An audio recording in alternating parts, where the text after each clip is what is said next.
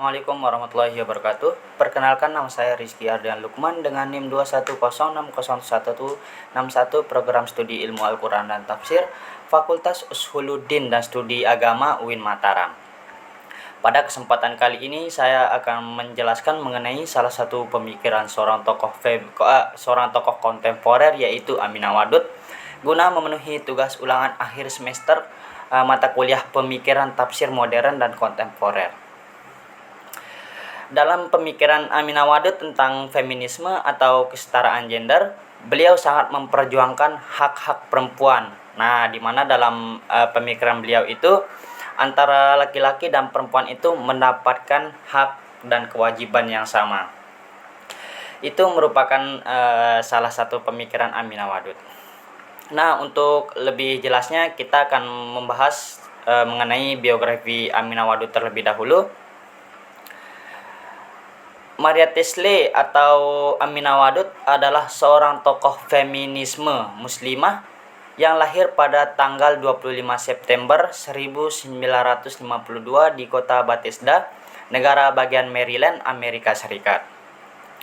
Kemudian Aminah Wadud masuk Islam dengan mengucapkan kalimat syahadat pada tahun 1972 di University of Pennsylvania, dan pada tahun 1974 Aminah Wadud mengubah namanya dari Maria Tesle menjadi Aminah Wadud sebagai jaminan afiliasi agamanya.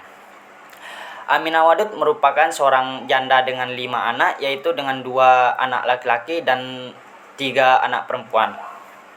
Kemudian Aminah Wadud juga merupakan seorang yang berpendidikan, berkarir, dan berkarya. Aminah Wadud memulai pendidikannya di University of Pennsylvania untuk mendapatkan gelar sains pada tahun 1975. Kemudian beliau melanjutkan di University of Michigan untuk mendapatkan gelar MA-nya pada tahun 1982. Tak hanya sampai situ, Aminah Wadud juga melanjutkan program doktornya di University of Michigan dengan gelar PhD pada tahun 1988. Nah, Aminah Wadud juga sangat berkarir. Beliau menjadi salah satu dosen bahasa Inggris di College of Education University pada tahun 1976 sampai dengan 1977. Kemudian beliau ini mengajar di Islamic Community Center School di Philadelphia, Amerika Serikat pada tahun 1979 sampai dengan 1980. Kemudian dari karya-karya beliau itu sangat banyak sekali, diantaranya yaitu Quran dan Woman Reading Discredited Text for Women's Perspective pada tahun 1999, kemudian Insight Center Jihad Women's Reform in Islam yang diterbitkan pada tahun 2006.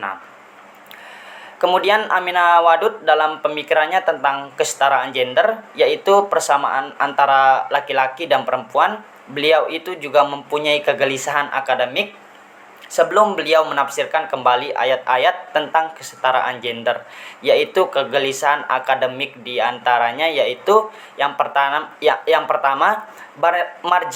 marginalisasi terhadap kaum perempuan di kehidupan masyarakat, lalu yang kedua interpretasi mengenai perempuan di dalam Al-Quran yang banyak ditafsirkan oleh kaum laki-laki. Kemudian Aminah Wadud juga mempunyai beberapa prinsip dalam menafsirkan Al-Quran atau menafsirkan ayat-ayat tentang kesetaraan gender. Nah, prinsip-prinsip Aminah Wadud itu ada prinsip tauhid, ada juga prinsip khalifah, dan ada prinsip takwa. Prinsip tauhid atau biasa disebut dengan ekaliter ini, kemudian prinsip takwa yaitu kesadaran moral, dan yang terakhir prinsip khalifah yaitu agen moral. Kemudian sebelum saya menjelaskan mengenai pemikiran beliau, salah satu contoh pemikiran Aminah Wadud, saya akan menjelaskan atau memaparkan mengenai metode yang digunakan Aminah Wadud dalam menafsirkan Al-Quran. Selanjutnya, metode yang digunakan itu adalah metode yang telah ditawarkan oleh Fazlur Rahman, yaitu metode neomodernis.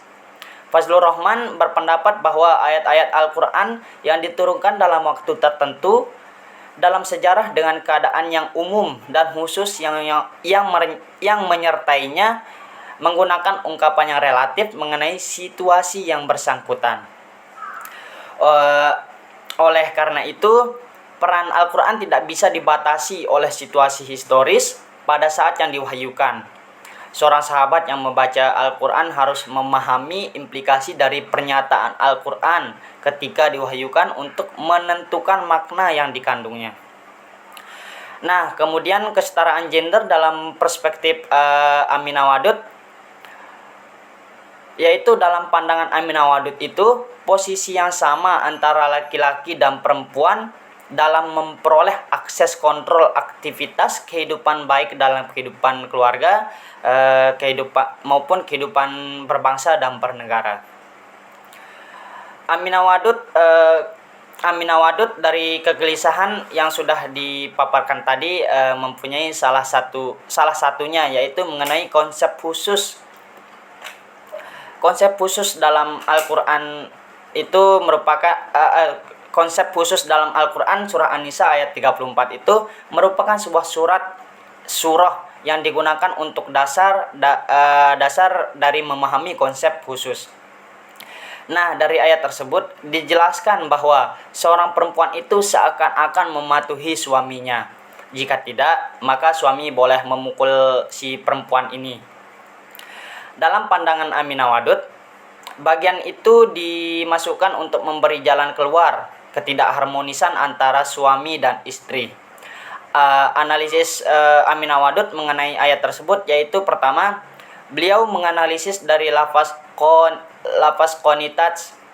Menurutnya, kata itu digunakan untuk menggambarkan para perempuan yang baik yang beriman kepada Allah, akan tetapi kata itu juga bisa dipahami sebagai taat. Sehingga diasumsikan sebagai taat kepada suami.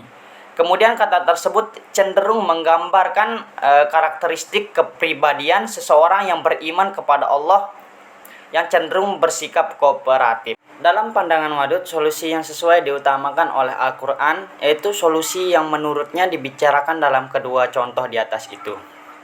Solusi yang sesuai dengan prinsip Al-Quran yaitu dengan musyawarah.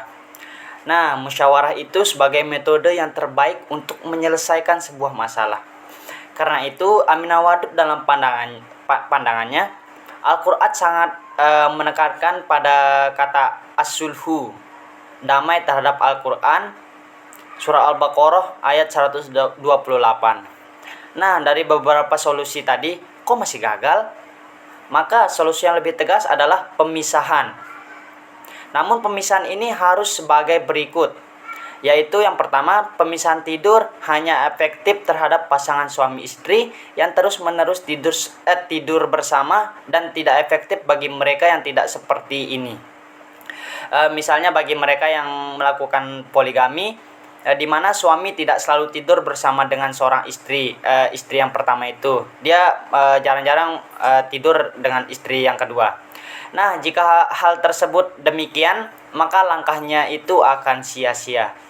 Baik, mungkin itu saja pemaparan materi tentang Aminah Wadud ini. Lebih kurangnya mohon maaf. Assalamualaikum warahmatullahi wabarakatuh.